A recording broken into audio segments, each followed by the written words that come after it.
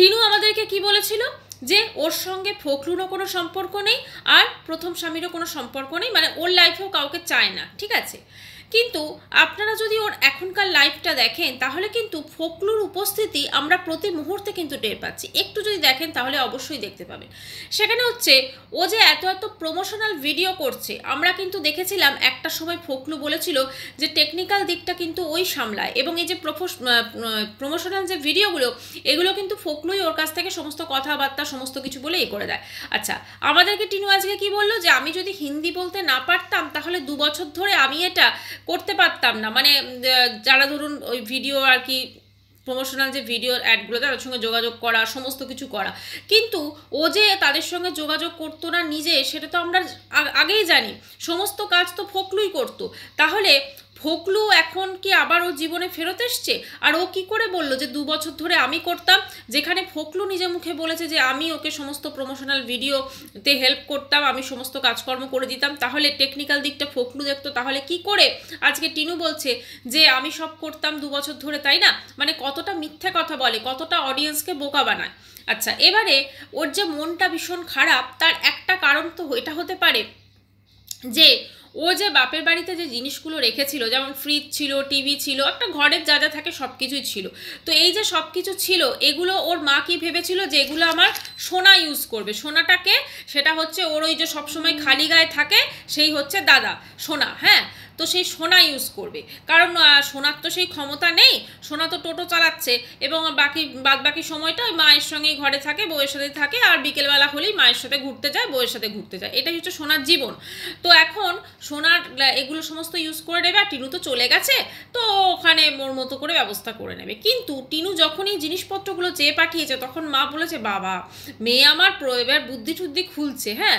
তখন মায়ের সাথে কিন্তু কোথাও না কোথাও একটা মানে বাগবিতণ্ডা একটা হয়েছে, ভালো মতো হয়েছে। এবং ওর মাও কিন্তু যখন একটা লাস্ট ভিডিও দিয়েছে সেখানে কিন্তু বলেছে যে কমেন্টস প্রচণ্ড খারাপ আসছে, আমি আর ভিডিওই করব না, আমি আর এই করব না, আমি আর সেই করব না, ঠিক আছে।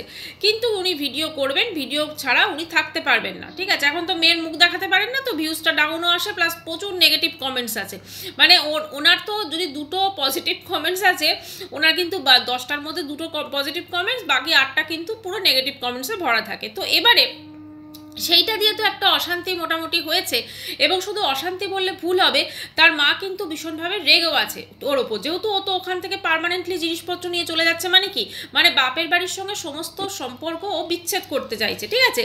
এবং ও আর বাপের বাড়ির না তো কোনো লোন চোকাবে, যেটা ওর দাদার বিয়ের সময় নেওয়া হয়েছিল সেই লোনও শোধ করবে, আর না কোনো কিছুর কোনো টাকা পয়সা কোনো ব্যাপার নেই। এখনও ঠাম্মির সাথে ও যেটা আমাদেরকে দেখাচ্ছে, ঠাম্মির সাথে ওখানে দিল্লিতে একটা আলাদা জীবন যাপন করছে, ঠিক আছে। কথা হচ্ছে দিল্লির ও যে জায়গাটা বলেছে ভীষণ। Hello everyone, welcome back to my channel. শুরু করছে একটি ভিডিও টাইটেল থাম্বনেল থেকে বুঝতেই পেরেছেন ভিডিওটা হতে চলেছে টিনুকে নিয়ে, হ্যাঁ। তো টিনুর গত 3 দিন ধরে প্রচণ্ড মন খারাপ, এবং মন খারাপের পাঁচালি কিন্তু সে পড়েই যাচ্ছে, ঠিক আছে। এবং যে আমাদেরকে অনেক কথা লুকিয়েছে সে কিন্তু তার যে মন খারাপ সেইটা কিন্তু সে বারবার করে বলছে। তো এইটা বলার কারণটা কি? এটা কি কোনো রকমভাবে সিম্প্যাথি পেতে চাইছে অডিয়েন্সের কাছ থেকে, নাকি সত্যি সত্যি ওর কোনো কারণের জন্য মন খারাপ আছে? তো এইটা নিয়ে তো অবশ্যই আলোচনা থাকবে। এবং আরেকটা আলোচনা অবশ্যই থাকবে যে টিনু এত জায়গা থাকতে ও সুদূর ওই দিল্লির মতো জায়গায়, যেটা আমাদেরকে বলছে, তো সেইখানে দিল্লির দ্বারকাতে কেন সেখানে এসে সেটেল হতে গেল, যেখানে প্রচুর খরচ খরচা। আমরা আগের দিনই বলছিল পেঁয়াজের এত দাম, হ্যাঁ, একদম 2 কিলো পেঁয়াজ কিনতে হবে, হ্যাঁ, এরকম এত এত পেঁয়াজ কিনতে হবে, তবে নাকি এই দামে দেবে, কম দামে দেবে, মানে কোয়ান্টিটি বেশি কিনলে কম দামে দেবে, ঠিক আছে। যদিও কিন্তু ওরকম বাইরে কিন্তু ওরকম কোনো ব্যাপার নেই, কারণ ওখানে কিন্তু মানে পাওয়াই যায়, 1 পাও মানে 250 পাওয়া যায়, কোনো অসুবিধা নেই। তো কথা হচ্ছে যে এই ব্যাপারটা কেন টিনু এত বলছে এখন মন খারাপ। আর এই টিনুর মন খারাপের সাথে সাথে মানে এতটা কোইন্সিডেন্ট হয়ে যাচ্ছে যে যখনই ওর মালপত্রগুলো আনার হচ্ছে বাড়ি থেকে, মানে প্যাকেজ, তখনই কিন্তু মন খারাপ। এবং একটা জিনিস লক্ষ্য করবেন, ও কিন্তু একবারও বলছে না যে আমার এই মালপত্রগুলো আমার বাবা মা প্যাক করে দিচ্ছে বা কিছু, ওরা এই কথাটা একবারও বলছে না। আসল যে ঘটনাটা ঘটেছে সেটাই আমি আপনাদের সামনে আজকে তুলে ধরবো। তো শুরুতেই বলি, আমরা তো সকলে জানি যে টিনু এখন দিল্লির দ্বারকাতে ফ্ল্যাট নিয়েছে। এবং আরেকটা জিনিস আজকের ভিডিওতে উঠে এসছে, টিনু কিন্তু ওখানে 2 BHK একটা ফ্ল্যাট নিয়েছে, তাই তো? 2 BHK বালা কিন্তু একটা ফ্ল্যাট নিয়েছে। আমাদেরকে যে একটা রুম দেখিয়েছে, এক্সট্রা রুম, যেখানে ওর বলছে যে ওর সেখানে সমস্ত নাকি মাল জিনিসপত্র আছে, কিন্তু ওই রুমে সম্ভবত একটা খাট আছে ডবল বেডের, ঠিক আছে? আর যেটা আমাদেরকে দেখাচ্ছে সেটা হচ্ছে সিঙ্গেল বেডের খাট। আপনি ভাবুন তো, ওখানে যে ওরা থাকছে, সেখানে ওখানে একটা সিঙ্গেল বেডের খাটে থাকছে, সারা রাত্রি কি টিনু ওই নিচে শুচ্ছে? এটা কি কোনোদিন পসিবল হতে পারে? তাহলে যদি নিচে শুতো, সকালে উঠে বলতো যে আমার তো এইখানে ব্যথা, ওইখানে ব্যথা। ওকে তো আমরা দেখেছি প্রচণ্ড ছুঁইমুই টাইপ। তো এখন ব্যাপারটা হচ্ছে, এই যে টিনুর ওখানে সেটেল করা, এর সঙ্গে কি ফোকলুর কোনো সম্পর্ক আছে? কোনো মানে অবিশ্বাস করার ব্যাপারই নেই, থাকতেই পারে। ফোকলু কিন্তু হঠাৎ করে আউট হয়ে গেছে, ঠিক আছে? মানে সোশ্যাল মিডিয়া থেকে একটা কমিউনিটি পোস্ট দিয়েছিল, তারপর কিন্তু কিছু দেখা যাচ্ছে না। ফোকলুর সঙ্গে আমাদেরকে টিনু একদম ওপেন প্ল্যাটফর্মে এসে বলেছিল যে আমার সঙ্গে ফোকলুর কোনো সম্পর্ক নেই, ফোকলুর সঙ্গেও নেই। আবার টিনু আমাদেরকে কি বলেছিল যে ওর সঙ্গে ফোকলুরও কোনো সম্পর্ক নেই, আর প্রথম স্বামীরও কোনো সম্পর্ক নেই, মানে ওর লাইফেও কাউকে চায় না, ঠিক আছে? কিন্তু আপনারা যদি ওর এখনকার লাইফটা দেখেন, তাহলে কিন্তু ফোকলুর উপস্থিতি আমরা প্রতি মুহূর্তে কিন্তু টের পাচ্ছি। একটু যদি দেখেন তাহলে অবশ্যই দেখতে পাবেন। সেখানে হচ্ছে ও যে এত এত প্রমোশনাল ভিডিও করছে, আমরা কিন্তু দেখেছিলাম একটা সময় ফোকলু বলেছিল যে টেকনিক্যাল দিকটা কিন্তু ওই সামলায়, এবং এই যে প্রমোশনাল যে ভিডিওগুলো, এগুলো কিন্তু ফোকলুই ওর কাছ থেকে সমস্ত কথাবার্তা সমস্ত কিছু বলে এ করে দেয়। আচ্ছা, আমাদেরকে টিনু আজকে কি বললো যে আমি যদি হিন্দি বলতে না পারতাম, তাহলে 2 বছর ধরে আমি এটা করতে পারতাম না। মানে যারা ধরুন ওই ভিডিও আর কি, প্রমোশনাল যে ভিডিও অ্যাডগুলো, তাদের সঙ্গে যোগাযোগ করা, সমস্ত কিছু করা, কিন্তু ও যে তাদের সঙ্গে যোগাযোগ করতো না নিজে, সেটা তো আমরা আগেই জানি। সমস্ত কাজ তো ফোকলুই করতো। তাহলে ফোকলু এখন কি আবার ওর জীবনে ফেরত এসছে?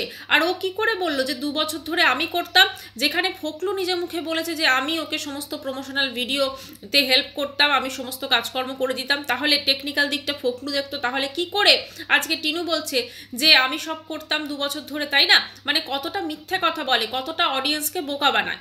আচ্ছা, এবারে ওর যে মনটা ভীষণ খারাপ, তার একটা কারণ তো এটা হতে পারে যে ও যে বাপের বাড়িতে যে জিনিসগুলো রেখেছিল, যেমন ফ্রিজ ছিল, টিভি ছিল, একটা ঘরের যা যা থাকে সব কিছুই ছিল।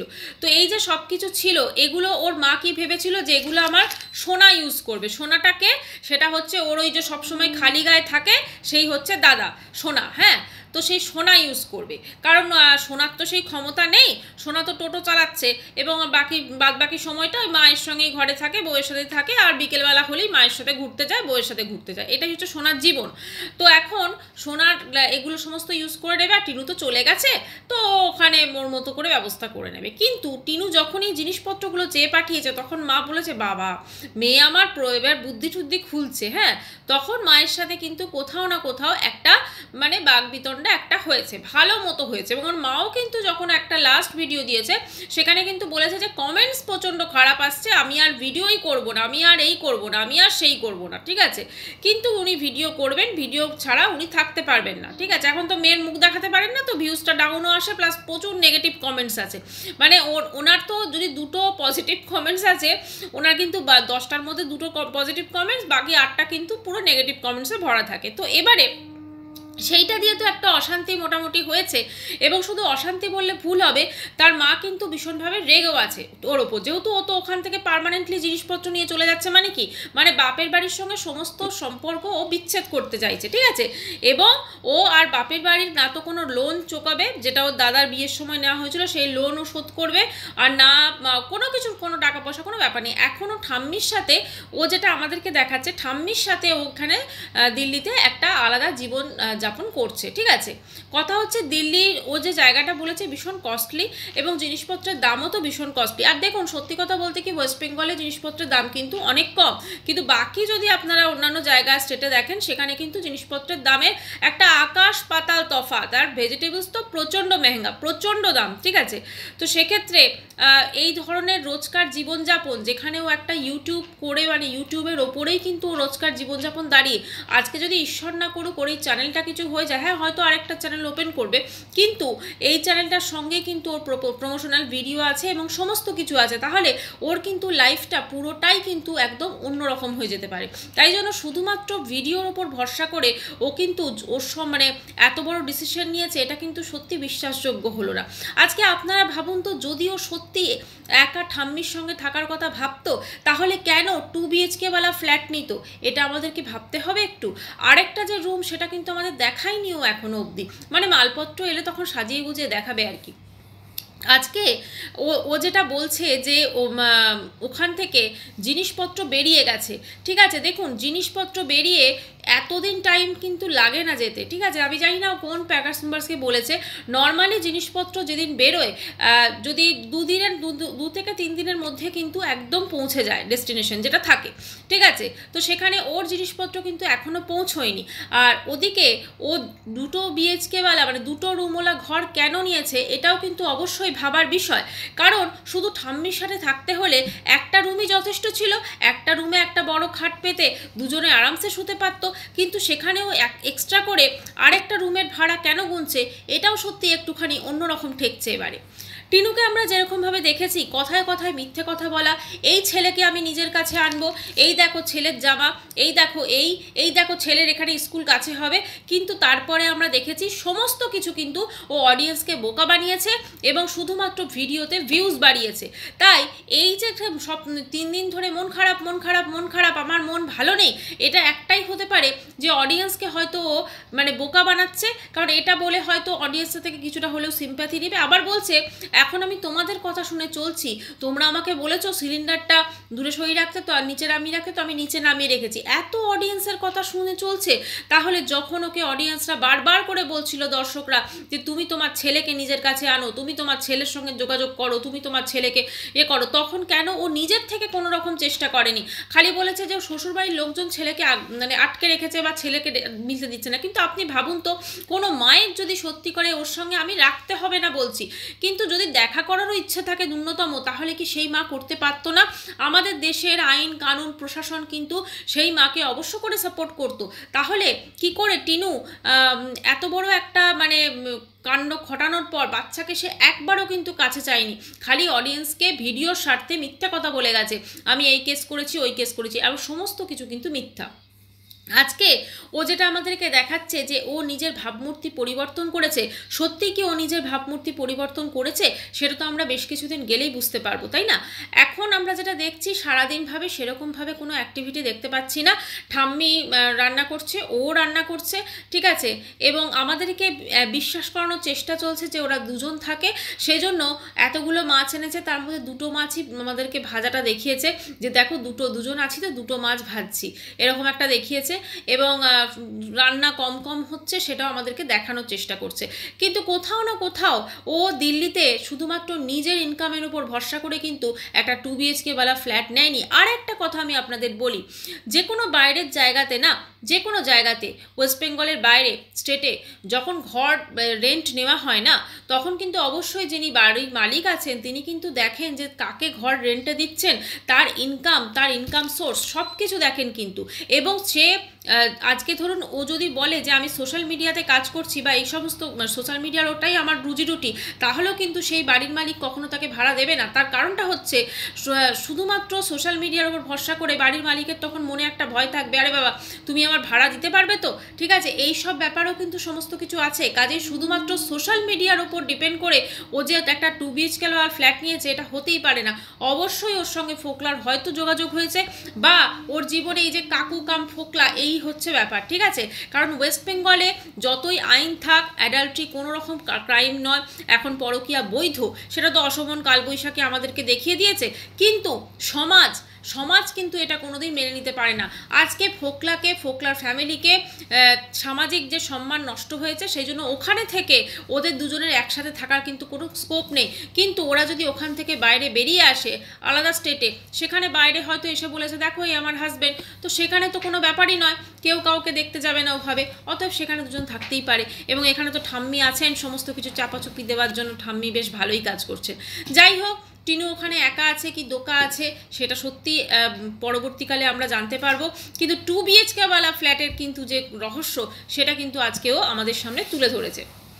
এবারে কথা হচ্ছে ওর জিনিসপত্র মালপত্র কবে আসে সেটা অবশ্যই দেখার, এবং মন কেন ভালো নেই, মন ভালো নেই, মন ভালো নেই, তার মানে কি বাপের বাড়ির সঙ্গে সমস্ত সম্পর্ক ছেদ হয়ে গেল, বাপের বাড়ির সঙ্গে বিচ্ছেদ হয়ে গেল? কারণ কিছুদিন ধরেই আমরা বুঝতে পারছিলাম বাপের বাড়ি, আগে তো যখন ওখানে গেল একটা যে ভিডিও কল করতো সেটা পর্যন্ত আমাদেরকে দেখিয়েছে ইউটিউবে, কিন্তু এখন এতদিন হয়ে গেল বাপের বাড়ির সম্পর্কে কোনো কথা কিন্তু আর বলছে না। তো কী এমন হলো যে এই জিনিসগুলো আনার সময়তেই এরকমভাবে 3 দিন ধরে মন খারাপ চলছে? এবং আরেকটা জিনিস আগের দিন বলেছে, আমরা কাল প্রায় সারা রাত জেগেছিলাম। এই আমরাটাকে শুধুমাত্র ঠাম্মি আর ও, নাকি ঠাম্মি ও আর ভিডিও কলে ওর বাপের বাড়ির লোক, নাকি ঠাম্মি একটা কেউ মানে প্রশ্নবোধক চিহ্ন আর ও, তাই না? এই রহস্যটা কিন্তু এখনও থেকেই যাচ্ছে। যাই হোক বন্ধুরা, সেটা তো পরবর্তীকালে আমরা ভিডিও দেখে বুঝতেই পারবো। এই ভিডিওটা আমি এখানেই শেষ করছি। যদি চ্যানেলটি ভালো লাগে তো অবশ্যই করে সাবস্ক্রাইব করার অনুরোধ, দেখা করবো নেক্সট ভিডিওর সঙ্গে। ততক্ষণের জন্য সবাই খুব ভালো থাকবেন, বাই।